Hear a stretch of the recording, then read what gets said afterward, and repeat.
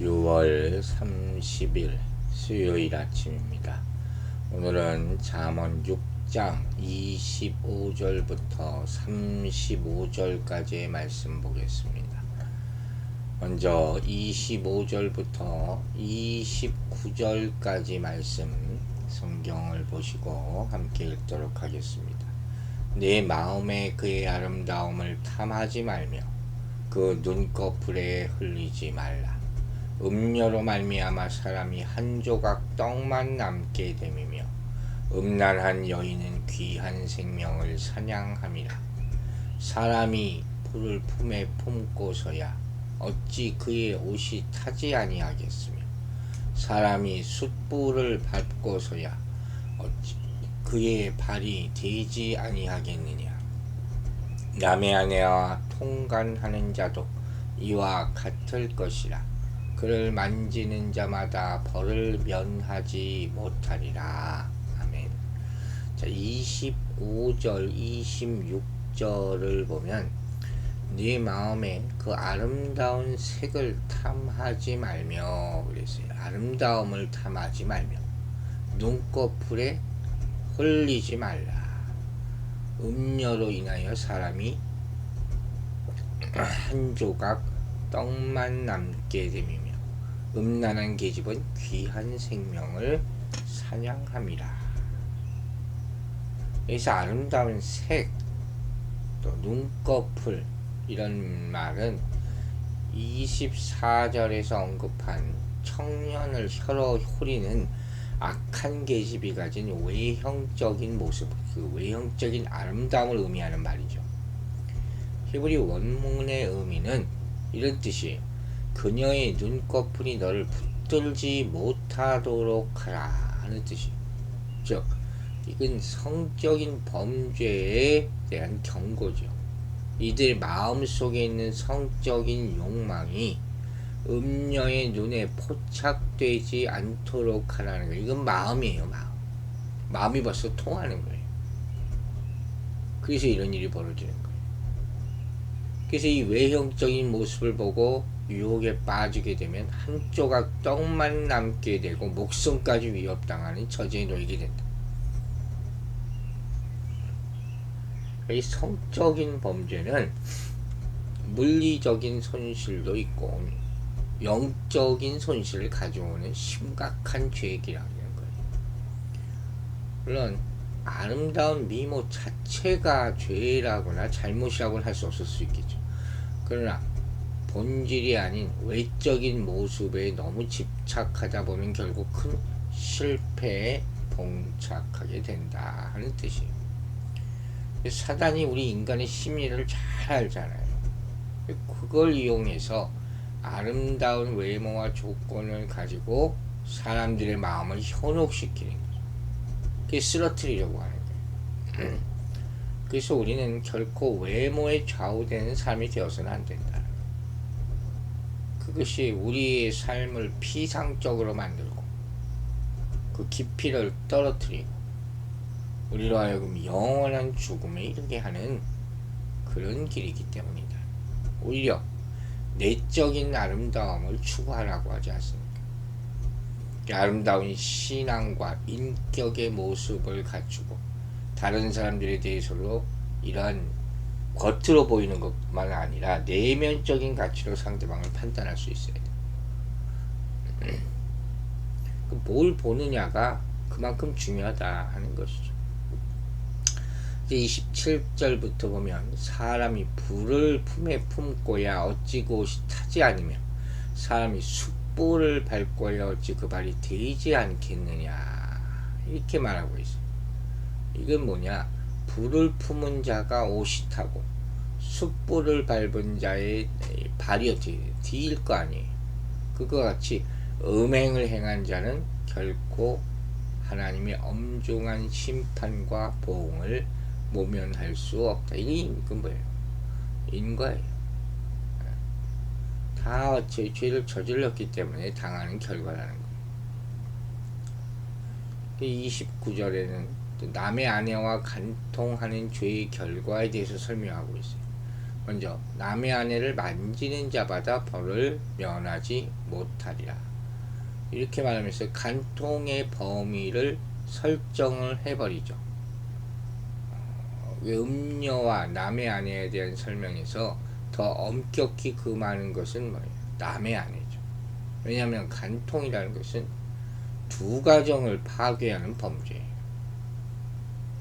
그래서 그 더 큰 범죄라고 하는 거예요. 가정이라는 게 창조의 질서잖아요. 그 토대란 말이에요. 그 가정이 무너지면 사회가 무너집니다. 그렇기 때문에 남의 아내와의 통관을 더 심각하게 다루는 것이고, 그 결과에 대해서도 더 심한 손실이 따른다는 것을 설명하고 있는 거예요. 결국 29절에서는 그런 음란한 목적을 가진 모든 육체적 접근까지도 하나님의 가혹한 심판적 보응을 모면할 수 없다 하고 딱 못을 박아요. 마태복음 5장 28절에 이런 말씀하셨거든요. 예수님이 나는 너희에게 이르노니 여자를 보고 음욕을 품는 자마다 마음에 이미 간음하였느니라. 그러니까 마음이 벌써 통한 거예요. 참 이것이 우리가 제어해야 될 것이죠. 이것은 눈에 보이면 보이는 거기 때문에 이게 또 훈련이에요. 그걸 통해서 경건한 것들을 보기를 훈련해야 될 줄로 믿습니다. 자, 30절부터 35절 말씀을 읽어보겠습니다. 도둑이 만일 줄일 때 배를 채우려고 도둑질을 하면 사람이 그를 멸시하지는 아니하려니와 들키면 배를 갚아야 하리니 심지어 자기 집에 있는 것을 다 내주게 되리라. 연과 간음하는 자는 무지한 자라. 이것을 행하는 자는 자기의 영혼을 망하게 하며 상함과 능욕을 받고 부끄러움을 씻을 수 없게 되나니 남편이 투기로 분노하여 원수 갚는 날에 용서하지 아니하고 어떤 보상도 받지 아니하며 많은 선물을 줄지라도 듣지 아니하리라. 30절과 31절에서 먼저 도적이 만일 줄일 때 배를 채우려고 도적질하면 사람이 그를 멸시치는 아니하려니와 들키면 7배를 갚아야 하리니 심지어 자기 집에 있는 것을 다 내어주게 되리라 라고 말합니다. 여기 본문은 이 문단의 시작부터의 주제였던 음행과 간음이 필연적으로 가져올 하나님의 심판, 이 준엄한 심판을 강조하고자 인용된 본문 말씀이에요. 즉 아무리 줄이고 배가 고파서 강도, 절도죄를 범하고 또 비록 세상 사람들은 모두 그를 동정하고 불쌍히 여긴다 할지라도 율법이 정한 죄의 대가를 피할 수는 없다. 그래서 그것을 다 갚고자 자신의 집을 다 내어주는 것 또한 감수해야 할 것인데 고의적인 음행이 하나님의 준엄한 심판에서 예외될 수가 있겠느냐. 그 얘기를 하는 거예요.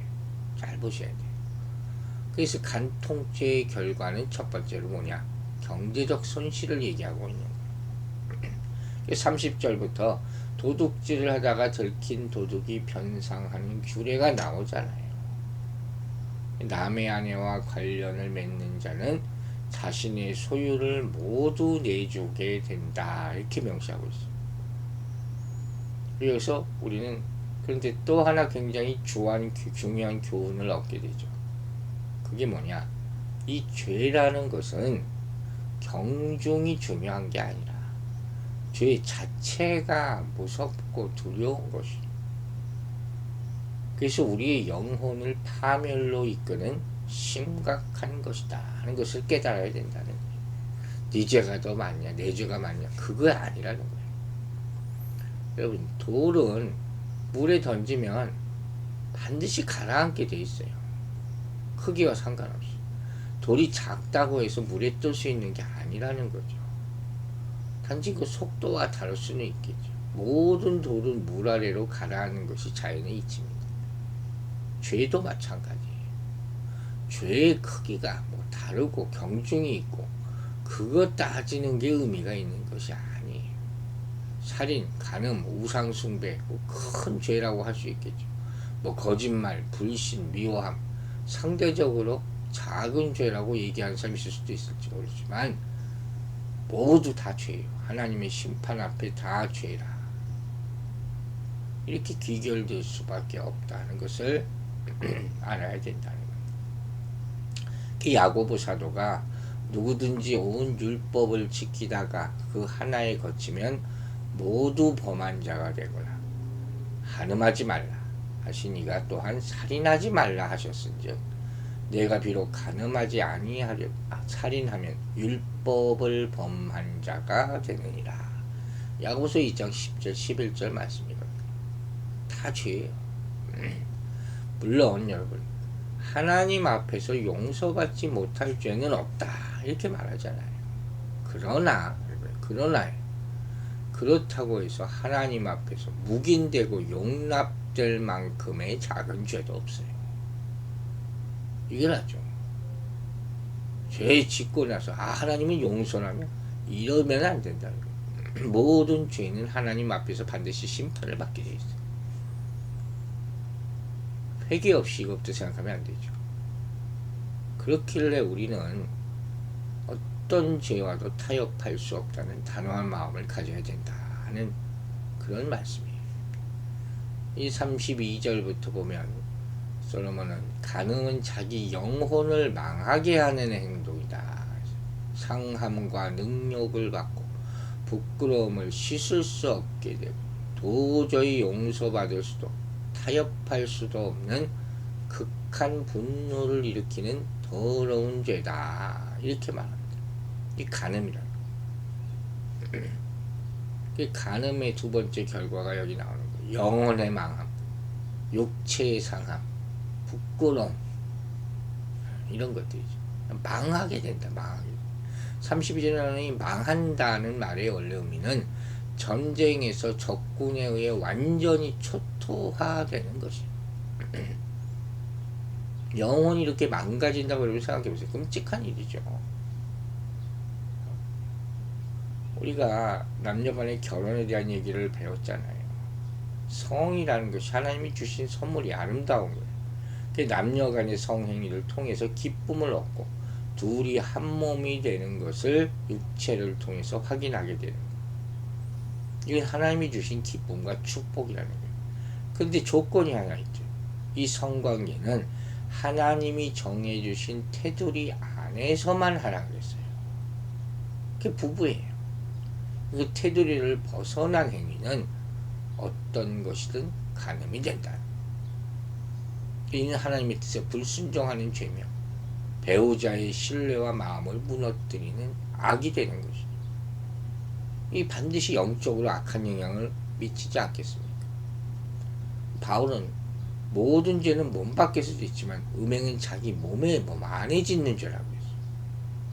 음행하는 자는 하나님의 나라를 유업으로 받을 수 없다고 고린도전서 6장에서 말합니다. 안타깝게도 이 시대의 문화는 성과 가정의 순결을 무너뜨리는 방향으로 흘러가고 있어요. 성의 노예가 되고 하나님보다 쾌락을 더 즐거워하도록 더 추구하도록 유혹하는 것이죠. 이 유혹에 넘어가는 영혼은 다 피폐해진다는 거, 망한다는 거죠. 그 33절의 상함이라는 말이에요. 간통죄가 그의 영혼뿐만 아니라 몸에게까지 상함을 입히는 치명적인 죄가 됩니다. 능력을 받고 부끄러움을 씻을 수 없게 되나니 이건 뭐예요? 명예의 실추죠.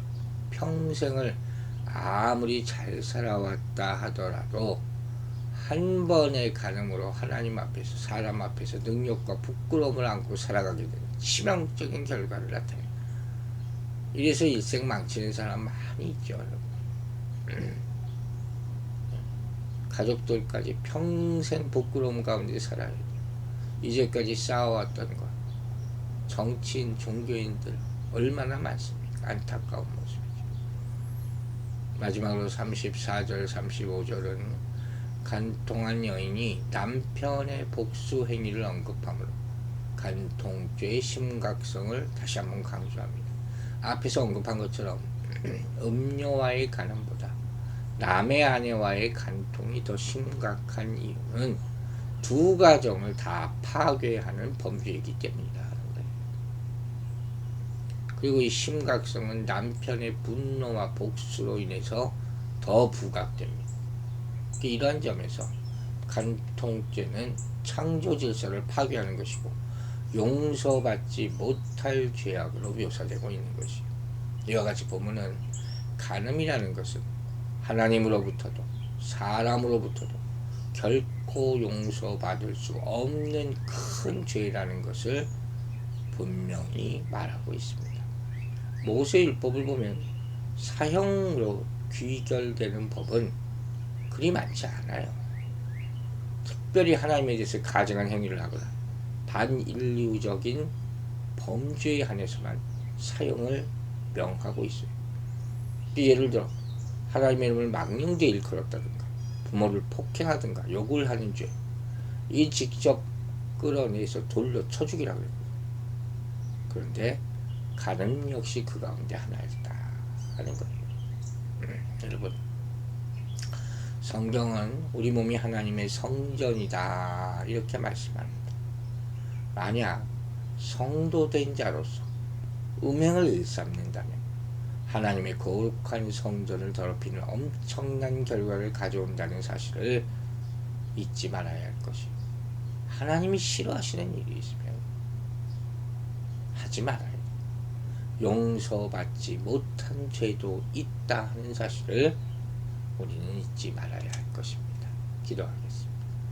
아버지 하나님, 오늘 말씀을 통해서 우리 마음과 욕심을 다시 한번 경계케 하심을 감사드립니다. 하나님이 하지 말라 하신 것들, 그걸 꼭 지켜서 우리 마음도 지키고 몸도 지키게 하여 주시옵소서.